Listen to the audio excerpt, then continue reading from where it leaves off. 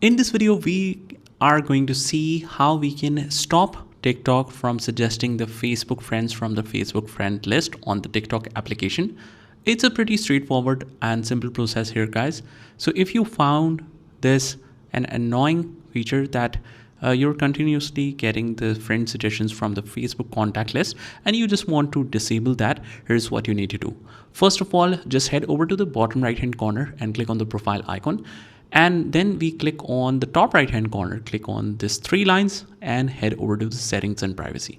Now, once you are in your settings and privacy, you will scroll down all the way to this section where it says content and display. Under this option, the last option is for contacts and location. You want to click on that. And here are all the syncing features. So if you want no suggestions from Facebook friends, you just toggle this off, and also other features. If you don't want your contacts to be suggested as well, you can toggle that off. And also sync Facebook friends, we will turn this off from here, or remove previously synced friends, remove it from here.